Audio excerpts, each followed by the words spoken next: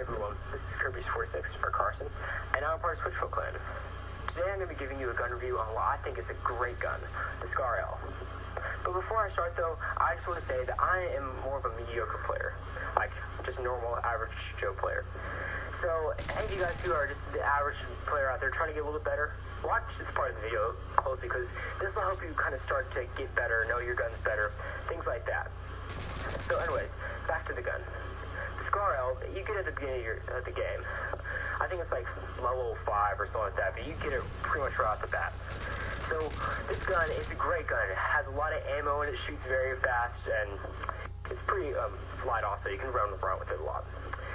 So with this gun though, I tried out many attachments and proficiencies with it in order to just get the best full effect of it and just see which attachments and proficiencies would work the best with me.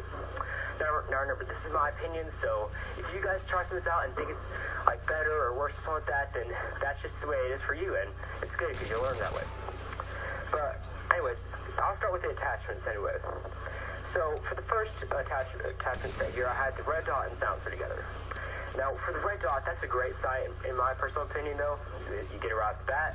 It's a nice sight, nice and clear, pretty open, and there's nothing really blocking your vision. Now, reticle-wise, I don't really use one. I just pick none, and it gives you a small dot. And that's really all I need, because the other reticles, they just block out the screen. And then, I use a silencer also sometimes. But the only bad thing about a silencer is the fact that even though it does keep your gun a bit more muted and you're not shown on any other mini-maps, it's just the fact that, well, it does decrease your accuracy a little bit, which can make the difference between getting a hit marker on someone far away or killing them.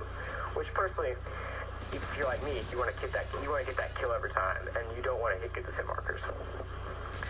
So next is the red dot and grenade launcher. Now, grenade launchers are not my thing. They are not. No. Like every time I try to get a kill with them, I end up getting killed like I think 3 times more than than kills I get.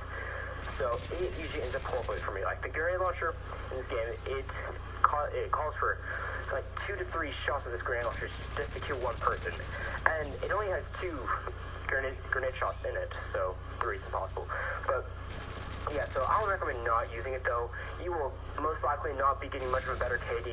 I'd only recommend using it if you're out of ammo in both the first and second gun. And yeah, that's all I'd say about that. Just personally don't use that. And then also we have the ACOG sight. ACOG is really not the best sight you can choose out there.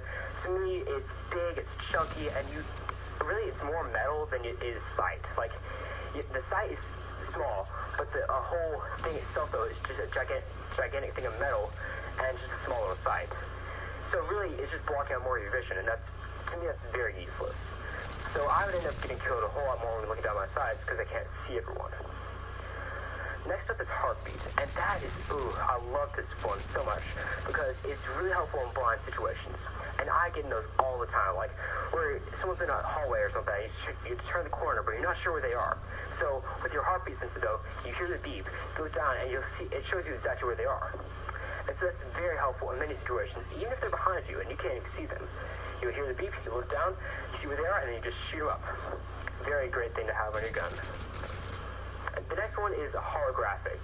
Now, holographic is, to me, even better than red dot, and it's better than almost any other sight that you can get. It's probably one of the best sights in my opinion, because it's nice and large. It has like a nice wide sight on it, I guess, but it's got hardly any metal blocking out stuff, and I don't know, I just like it a whole lot more than red dot for some reason. But that's a great reticle in my opinion, though. So, yeah. Next up is shotgun. Now, shotgun is kind of like the grenade launcher. It takes 2 to 3 shots to kill someone with, and once again, to me, it's useless. Because, well, why would you have a shotgun? We can just have a shotgun attachment, where you can just have a shotgun secondary and get so much more damage and accuracy and things like that out of it. So I'd recommend not putting on the shotgun attachment. That is not very good with this gun in the first place. Next is hybrid sight, and I don't really remember this one too well, but I gave this an average rating, so I think it's like the same size as about a red dot, and I'm not sure exactly, but test that one out though, like if you guys want to see how that one is. But personally, I would not choose that one over like it was the holographic sight, yeah. And And then extend mags. Those are very good also. Extend mags, they help a lot. They put more ammo in each mag you have, so you're reloading less, and thus you'll get killed less while reloading. Very helpful in most situations. Next is a thermal scope. This thing is really nice, actually. Or, well, nice on some things, like snipers for me, but not this gun at all, actually. Like, it's nice and all because, like, it takes away all the colors, makes people white, and makes the background gray. But the only thing is, for me, is that, I don't know, they seem to blend together to me, the whites and the grays, and I can't really see it too well. I know, I just don't like it that much. And plus, it's zoomed in a lot, too, for me. So, like, you really get to get used to this sight. It just takes a little while.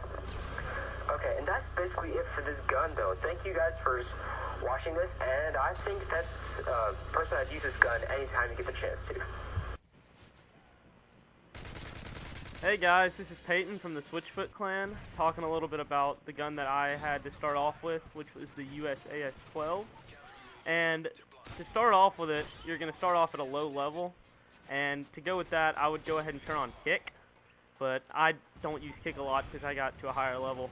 But damage and range are by far the best proficiency for the gun, because they just, range adds that little extra bit of length with your shots, and that's something that you need with a shotgun, and then damage kind of finishes them off all in one shot.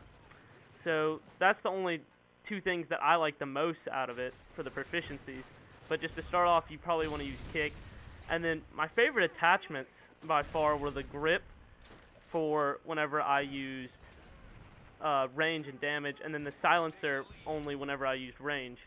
As you can see here, I was using the silencer with the range proficiency on Outpost with Matt. We were playing Team Defender, and a perk that you definitely want to use with this gun for whenever you're on these close range maps or whenever you're kind of camping a little bit is sleight of hand, especially when you're in a building, because blind eye is hard to or the attack helicopters and all of the kill streaks that can hurt you from the air are not going to be able to get you inside a building. So sleight of hand is definitely something that you want to use with this gun. And another thing is that short range maps are definitely the way to go with this gun.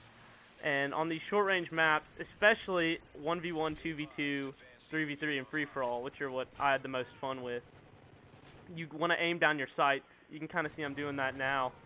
But aiming down your sights adds that last bit of accuracy, and it gets the shot in one or a couple shots. And that goes along with range as well. I was also camping a little bit because it's kind of hard to play Team Defender and not camp a little bit whenever you've got the flag. But that just is something that I had to do. So you definitely want to use range and damage for that. But I think my next gameplay is going to be on free-for-all. And for that, I think I'm using grip.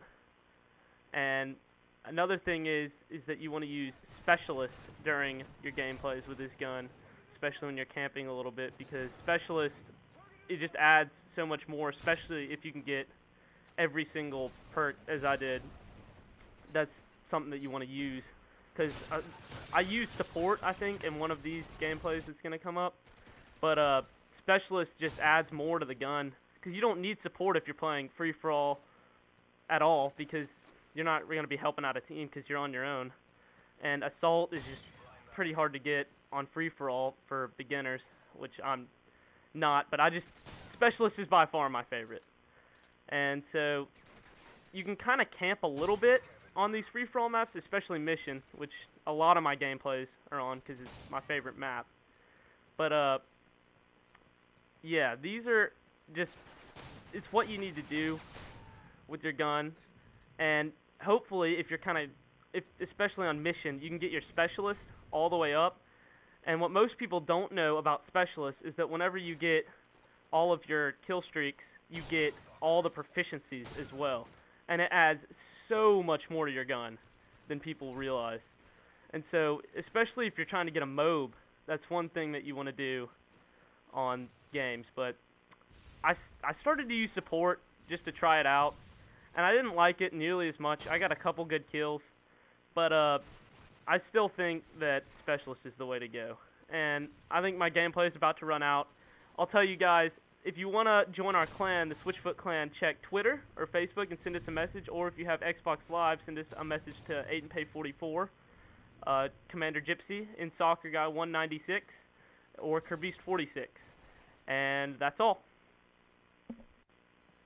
So this gameplay is wrapping up. So if you please would leave us a comment about what you think about the quality of the video as well as the sound quality, and how you think Carson and Peyton did with the voice commentary as well as the gameplay. And thanks for watching. It was really fun making this video, and yep, that's about it.